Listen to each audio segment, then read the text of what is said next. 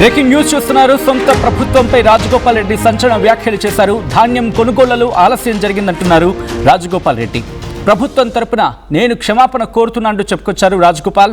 15 రోజుల నుంచి రైతులు కళ్ళాల్లో ఇబ్బందులు పడుతున్నారన్నారు ఆయన. ప్రతిపక్షాలు కూడా ఈ పరిస్థితిని అర్థం చేసుకోవాలంటూ చెప్పుకొచ్చారు. ధాన్యం సేకరణలో ఆలస్యం జరిగిందని ఒప్పుకుంటున్నాను అంటూ చెప్పుకొచ్చారు రాజగోపాల్ రెడ్డి.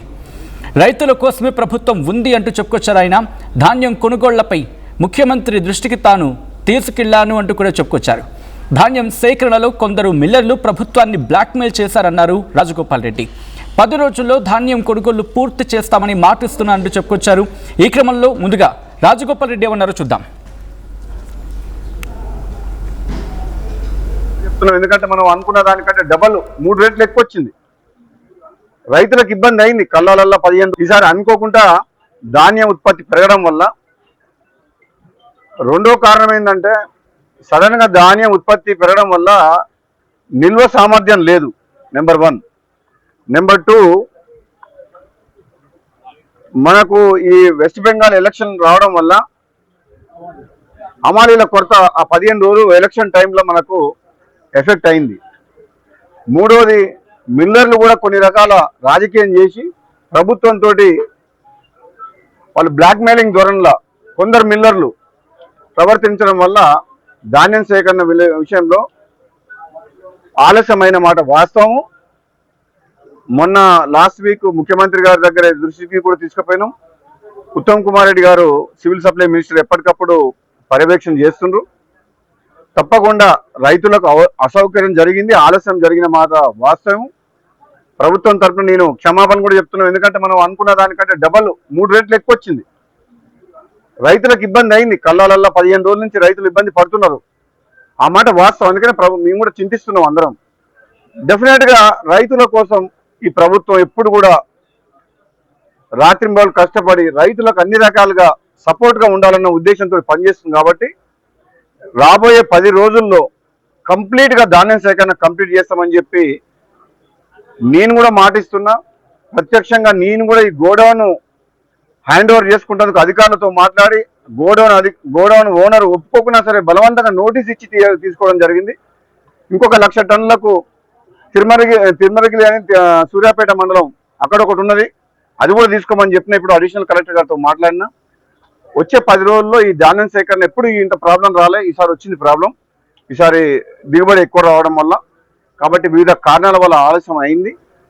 మా రైతు సోదరులందరూ కూడా దీన్ని పరిస్థితిని అర్థం చేసుకొని సహకరించాలని చెప్పేసి ప్రతిపక్ష పార్టీల అందరూ కూడా నా విన్నపం ఏంటంటే ఆలస్యమైన వాస్తవం. మీరు కూడా ప్రజల పక్షాన చాలా సందర్భాల్లో మీడియా ద్వారా కానీ రైతుల పక్షాన మీరందరూ కూడా మీ పాత్ర పోషించిండ్రు. ప్రభుత్వం కూడా అన్ని రకాలుగా మీరు చేసిన పోరాటాన్ని కావచ్చు, మీ ప్రజల పక్షాన మాట్లాడడం కానీ రైతుల పక్షాన దాన్ని పాజిటివ్గానే తీసుకుంటుంది. నెగిటివ్ యాంగిల్లో రాజకీయ కోణంలో రాజకీయం చేయదలుచుకోలేదు. ఎందుకంటే ఇది రైతుల సమస్య. రైతులను కాపాడుకొని వాళ్లకు అండగా ఉండాల్సిన ప్రభుత్వం, ప్రతిపక్షాలు అన్ని పక్షాలు అన్ని పార్టీల వారు సహకరిస్తే నెక్స్ట్ 10 days లో కంప్లీట్ చేస్తామని చెప్పి నేను మీడియా ద్వారా రైతులకు ప్రజలందరూ కూడా తెలియజేస్తున్నాను. Thank you. రైట్, అది రాజగోపాల్ రెడ్డి స్టేట్మెంట్.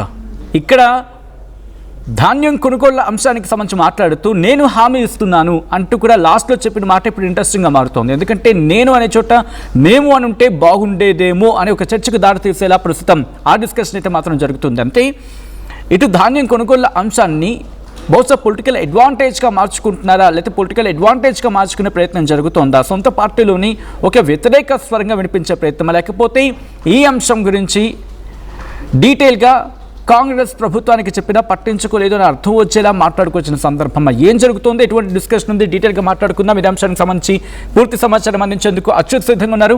అచ్యుత్, ఈ అంశం బేస్ చేసుకొని రాజగోపాల్ రెడ్డి చేసిన వ్యాఖ్యని ఎలా చూడాలి?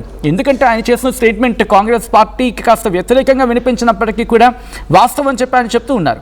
అంటే అది వ్యతిరేక స్వరమే అయినప్పటికీ వాస్తవం కాబట్టి అందరూ యాక్సెప్ట్ చేయాలి, దీన్ని ముందుకు తీసుకువెళ్ళాలనేది. సో ఎటువంటి డిస్కషన్ జరుగుతోంది ఇది అక్కడ? ఆల్రైట్, అచ్యుత్ లైన్ డిస్కనెక్ట్ అయింది. మరి కాసేపట్లో అచ్యుత్ని కనెక్ట్ అయ్యి డీటెయిల్గా ఆ ఇన్ఫర్మేషన్ని గ్యాదర్ చేసే ప్రయత్నం చేద్దాం. 10 రోజుల్లో ధాన్యం కొనుగోలు పూర్తి చేస్తామంటూ మాట ఇస్తున్నానంటూ ఆయన చెప్పడం. అంటే ప్రభుత్వం ఇప్పటికే దీని మీద ప్రయత్నాలు చేస్తుంది. ఎందుకంటే మంత్రులు మాట్లాడుతున్నారు, జరుగుతున్న పరిణామాల గురించి మాట్లాడుతున్నారు, అక్కడ కొరత గురించి మాట్లాడుతున్న సందర్భం. దాంతోపాటు ప్రస్తుతం ఇసుక లారీలు కావచ్చు, లేకపోతే ఈ ట్రాక్టర్లు కావచ్చు, వాటిని కూడా ధాన్యానికి వాడుకోండి. ఇటు రాజగోపాల్ రెడ్డి అదే చెప్తున్నారు, ఈసారి ప్రొడక్షన్ కాస్త ఎక్కువ వచ్చింది కాబట్టి మేము తగిన ఏర్పాట్లు చేసుకొని ఉండాల్సిందని అర్థం వచ్చేలా చెప్పుకొచ్చారు. బట్ అనుకున్న దానికంటే, ఊహించిన దానికంటే ఎక్కువ వచ్చిందనేది ఆయన అంటున్నమాట.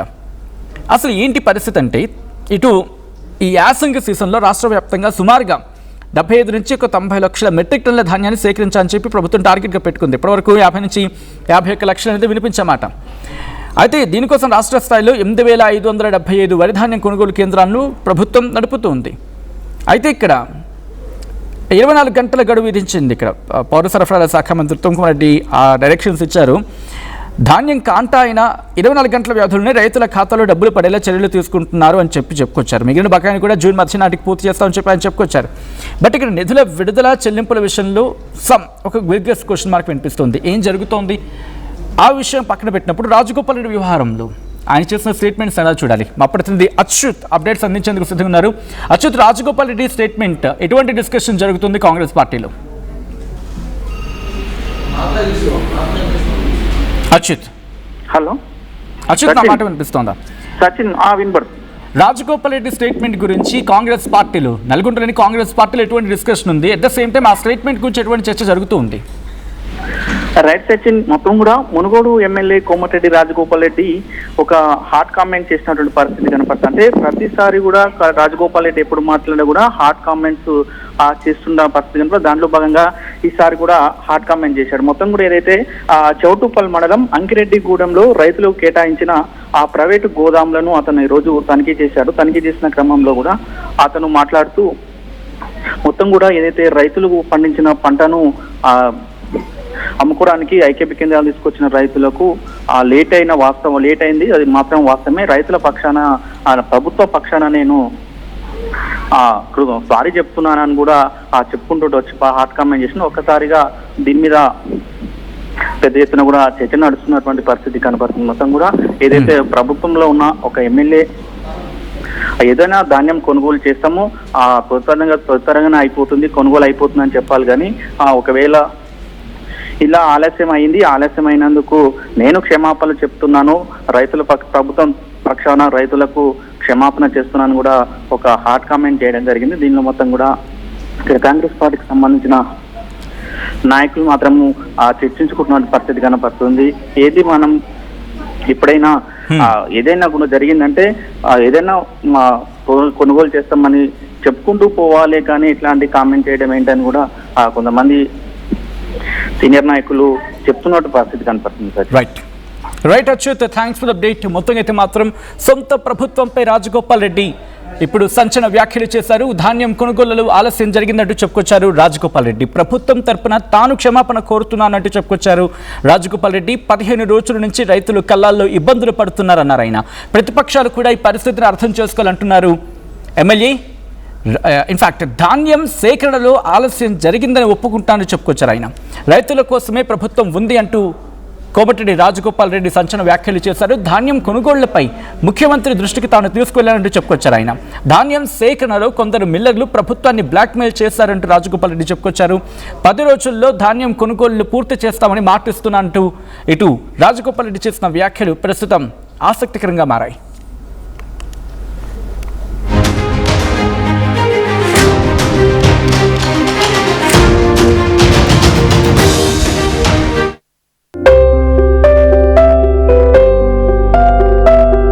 చిన్న చిన్న ఆనందాలు 35 ఏళ్లుగా నా జీవితంలో లేవు.